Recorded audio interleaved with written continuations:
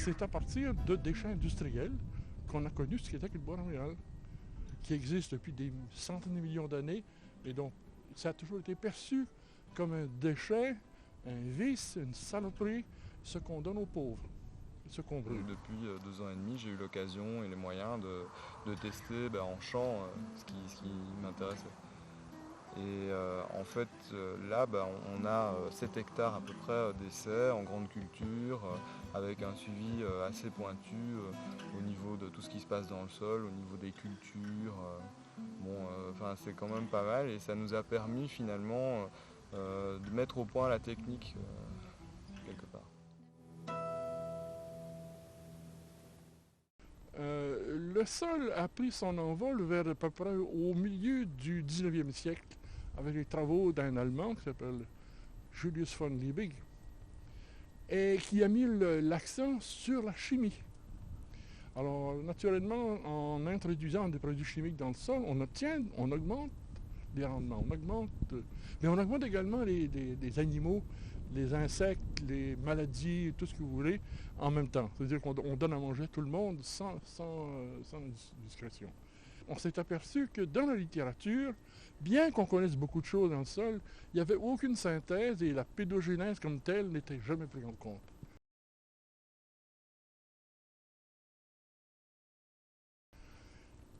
Alors on a regardé ce qui se passait, on a fait des expériences qui ont duré plusieurs années, qui étaient basées uniquement sur l'aptitude biologique du bois montréal à refaire un écosystème complexe et complet. Et là, c'est là qu'on a vu qu'en mettant le bois au sol, on obtenait une autre forêt sur des sols dont on savait qu'ils étaient stériles depuis 50, 75 ou 100 ans.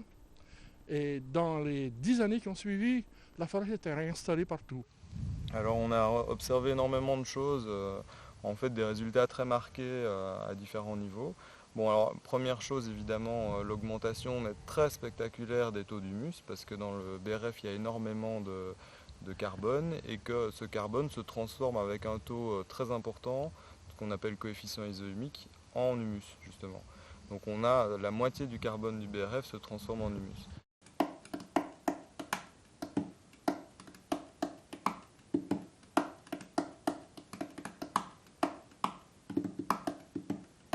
Alors ça c'est très intéressant évidemment au niveau de la structure des sols par exemple. Parce qu'on peut lier les problèmes d'érosion à un déficit en humus. Alors la question qui se posait, est-ce que c'est unique ici ou si c'est universel? Et on a pris le pari que c'était un processus universel. Et à partir de là, on a fait les mêmes expériences dans les Antilles, en Afrique, et en particulier avec nos collègues ukrainiens, qui ont des conditions semblables aux nôtres. Et là, on a eu beaucoup de réponses et beaucoup de résultats, mais qui vont à peu près toujours à l'encontre des choses connues actuelles par la chimie, développée encore une fois depuis un siècle et demi, et qui a pris son essor. Savez-vous comment? À partir des guerres, on a eu des surplus énormes d'azote, on faisait des bombes avec, et des surplus énormes de phosphore. Là aussi, on faisait des bombes au phosphore. Et ces produits-là, on les a mis à la disposition de l'agriculture. Ce qui fait qu'on est allé sur un mode de dégradation. Alors que nous, en mettant le sol, c'est un mode d'aggradation.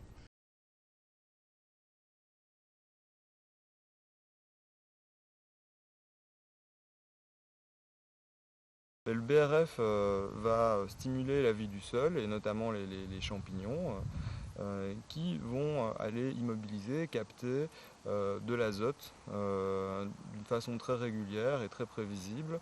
Ils vont capter de l'azote minéral et ils vont le transformer finalement en azote organique qui sera stocké dans l'humus des premiers centimètres du sol. Alors ça, ce premier effet, il est très intéressant parce qu'il permet de créer des réserves là où les plantes en ont besoin, dans les 15 premiers centimètres du sol. Et d'autre part, il faut pouvoir le prévoir, il faut savoir que ça existe parce que sinon on peut avoir un problème sur la culture. Donc c'est ce qu'on appelle la faim d'azote.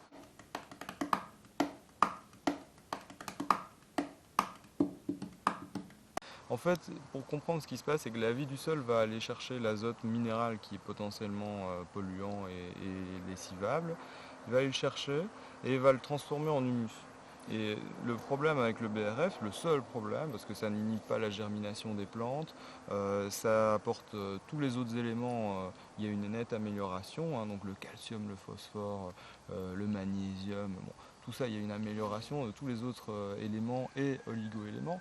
Mais par contre au niveau de l'azote, ce qui se passe c'est que le BRF produit tellement d'humus qu'il ne contient pas assez d'azote, malgré qu'il en contient quand même déjà pas mal, pour fournir l'humus qui est très riche en azote, justement en suffisance. Et donc il faut, d'une manière ou d'une autre, qu'il y ait une partie de l'azote qui vienne d'autre part, tellement que le BRF produit de l'humus. Chez nous, la fin d'azote, je l'ai constaté sur 2 ans, sur des sols où j'ai amené que du BRF. Donc c'est quelque chose, si on ne la compense pas, c'est un peu comme un ressort qui est tiré à l'envers et qui limite les plantes. D'accord.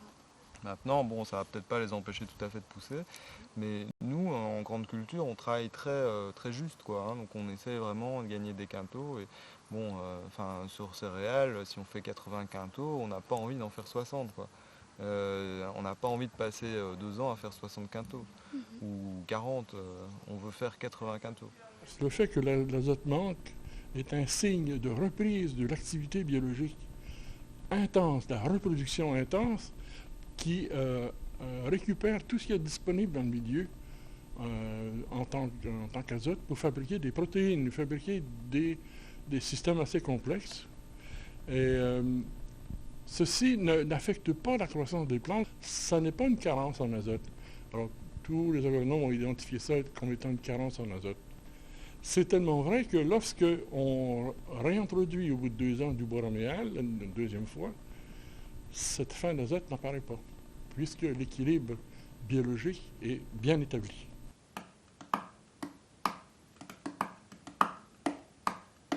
Alors, en fait, pour garantir le rendement, on a 2 itinéraires qui sont possibles. Soit on rajoute sous une forme ou sous une autre une quantité d'azote additionnelle, sous forme d'effluent d'élevage ou d'engrais chimiques ou qu'importe. Ou alors on utilise des plantes qui fixent gratuitement l'azote de l'air qui s'appellent les légumineuses.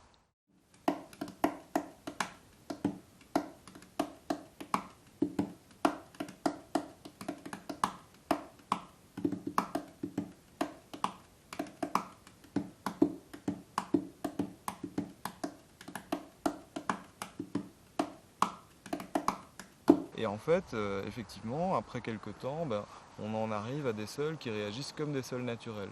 Et la nature n'a pas l'habitude de faire des pertes.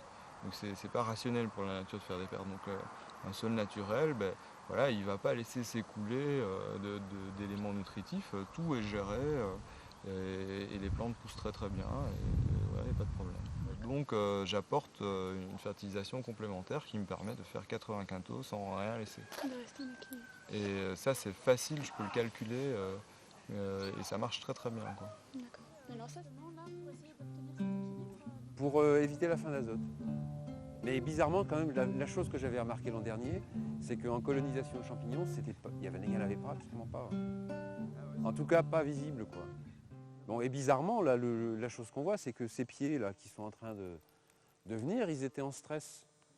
Il y a 10-15 jours, quoi. Ah ouais, ça c'est intéressant, hein. Et il y a 10-15 jours, c'était des trucs jaunasses, des petites feuilles.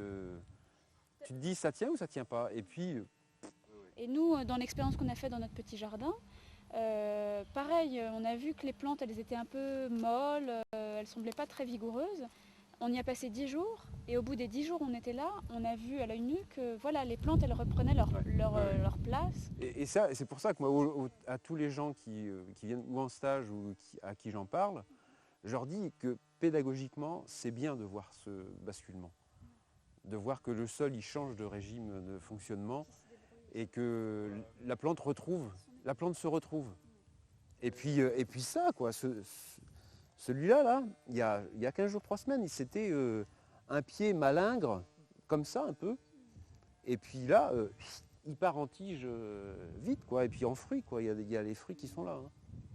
Il parle aussi de rattrapage. Donc, Donc parfois il observe un peu la fin d'azote et puis à certains moments on voit que la plante quand même arrive à trouver les ressources et il y a une sorte de rattrapage spectaculaire et en quelques semaines le potiron explose. Donc ça c'est quelque chose qui peut sembler un peu magique mais qui montre simplement qu'on ne connaît pas encore grand chose sur les circuits biologiques que la plante va invoquer pour se nourrir, quoi. Et là je reviens à ce que j'ai expliqué, c'est que le mot agradation n'existe pas en français, il n'existe pas en espagnol, il n'existe pas en italien non plus. Autrement dit, ça n'existe pas dans les langues latines. Mais il existe en anglais, alors que tous les Québécois, tous les francophones savent que upgrader son appareil, c'est upgrader, hein? Upgrade, c'est passer dans un ton supérieur. Et en allemand aussi, upgradieren, qui est exactement la même chose. Autrement dit, les latins on refuse de voir mieux que Dieu qui nous domine. Alors que les autres, ils s'en accommodent un peu mieux. Hein? On sait bien peu de choses en fait sur les plantes et moi la grosse interrogation qui se pose toujours à moi face à un potager, c'est pourquoi cette herbe spontanée pousse si bien à côté de cette plante qu'on essaye d'introduire et qui a tant de mal. Donc je pense qu'il y a quelque chose d'un peu mystérieux et qu'effectivement les plantes ont des ressources un peu cachées. Alors ce qui est intéressant de voir ici par exemple, c'est les variétés rustiques de blé que j'ai acquis à Mi. Et on voit vraiment bien tous les champignons qui se développent autour des racines et les racines qui plongent dans le BRF. Ce qui montre quand même bien que si ça leur était néfaste, ils essaieraient plutôt de passer à côté, mais non, elles vont vraiment dedans. Mais c'est clair qu'il se passe quelque chose au niveau racinaire entre le bois et... il y a le bois, il y a des champignons et puis il y a les racines, quoi. Et c'est vraiment marqué. Sur une terre quasiment infertile en fait, on a des résultats quand même extraordinaires. Alors que chez vous en Belgique, où vous avez déjà des très bonnes terres, les résultats sont moins frappants. Donc on pourrait peut-être imaginer que le BRF serait vraiment quelque chose de très utile pour des sols par exemple stériles et peut-être moins intéressant à utiliser sur une terre qui est déjà en bonne santé. Là je suis pas tellement d'accord parce que en fait les intérêts sont différents.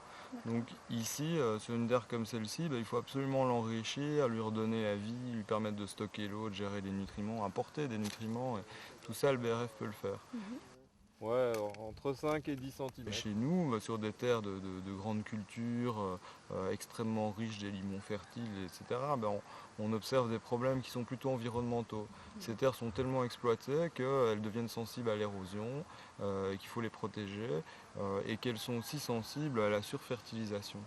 Donc en fait on nourrit les plantes un peu par perfusion, avec l'engrais chimique. On va jusqu'à quelque chose auquel je me pose tout à fait, c'est le fractionnement des doses, donc c'est ça qui est préconisé actuellement. Donc on va donner vraiment à la plante l'engrais juste qu'elle a besoin pour le stade où elle est, quoi. Alors, en fait c'est vraiment une perfusion. Alors qu'ici avec la fertilisation naturelle, moi j'apporte du BRF, j'apporte aussi un complément d'engrais, au lisier, etc. Et après les plantes se débrouillent et elles poussent mieux, elles poussent mieux en polluant beaucoup moins. En fait. Donc par exemple on a des résultats très marqués sur justement l'azote. J'ai des champs qui fonctionnent à plein rendement et qui ne laissent pas de reliquats azotés, donc il n'y a pas de perte. Alors que juste à côté, on peut avoir des reliquats qui sont importants, qui causent des problèmes de pollution très, très importants.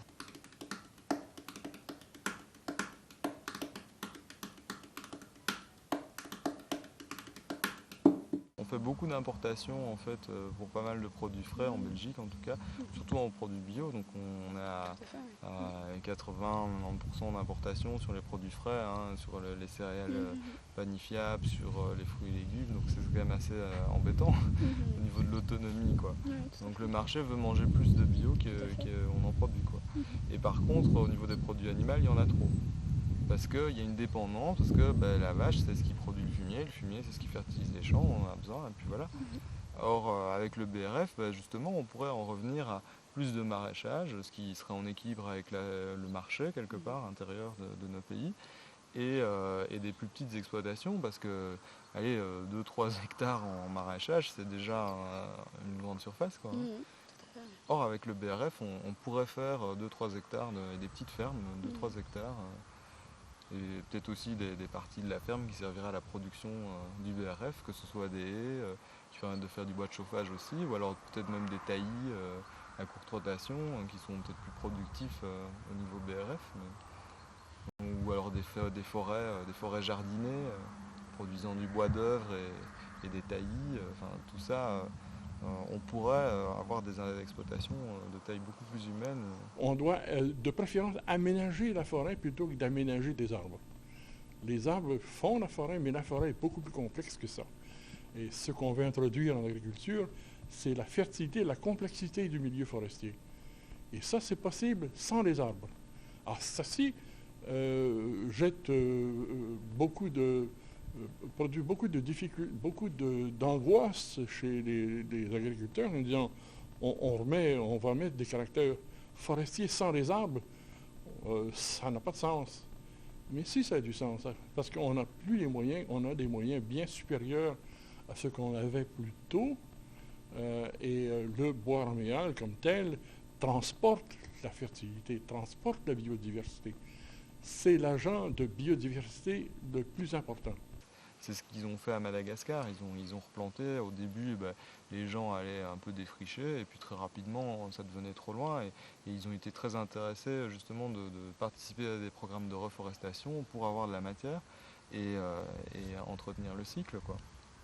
Alors on pourrait planter aussi, toujours avec cette idée merveilleuse des légumineuses. Il y a beaucoup d'arbres légumineuses dans le sud. Chez nous, il y en a quelques-uns aussi, comme le Robinifeus acacia par exemple, ou le genêt, toute une série d'arbres et d'arbustes qui pourraient être exploités. Les légumineuses, elles ont la capacité de fixer l'azote de l'atmosphère et de le transformer en azote assimilable. Et les arbres, ils ont aussi la capacité de fixer énormément de carbone de l'atmosphère. Donc ça lutte contre l'effet de serre et ça nous donne la matière première de l'humus, quoi. Donc avec tous ces éléments, on a assez pour faire pousser les plantes indéfiniment sur le même sol, sans être dépendant de quoi que ce soit. Et un des plus grands bénéfices qu'on va obtenir, c'est celui de la gestion de l'eau. On s'est aperçu que partout où on utilise du bois raméal, la consommation d'eau, même sous les tropiques, est réduite au moins de moitié. Alors, ce qu'on sait maintenant, c'est que la vie du sol, les micro-organismes qui sont là, sont capables de gérer l'eau pour leur propre vie. S'ils sont vivants, ils vont pouvoir accepter de l'eau et en rejeter quand la plante en a besoin. À mon avis, on serait dans un phénomène qui serait proche de ce qui se passe dans une forêt, où les grumes, les morceaux d'arbres pourrissants sur le sol, stockent des quantités tout à fait non négligeables d'eau. Et donc je pense, moi, que en fait, c'est tout simplement un stockage physique dans le bois qui peut se gorger d'eau d'une façon assez spectaculaire, qui constitue les réserves supplémentaires. Et ça représente 350 litres d'eau par mètre cube de BRF. Alors cette capacité de stockage, au rythme de dégradation du BRF, elle va diminuer progressivement. Donc ça, j'ai vraiment constaté sur nos sols. Donc on voit qu'au rythme de la dégradation du BRF, la capacité diminue. Et peut-être qu'à un moment, il y a l'humus qui va prendre le relais et qui va aussi arriver à stocker une partie de l'eau. Et tout ceci est assez obscur, donc je ne peux pas. Il y a tellement de choses qui peuvent jouer. Il y a aussi la diminution de l'évaporation par les plantes. On a démontré notamment que des substances humiques étaient capables, pour le même rendement, de diminuer l'évapotranspiration des plantes. Elles ont besoin de moins d'eau. Alors il y a la vie du sol, comme Jackie en parle. Il y a l'humus et moi je pense qu'il y a aussi, en tout cas dans la première année, ça c'est très marqué, un stockage dans le bois. En fait, ce qui est magique avec le BRF, c'est qu'on peut imaginer des parcelles auto-fertiles à 100%, quoi.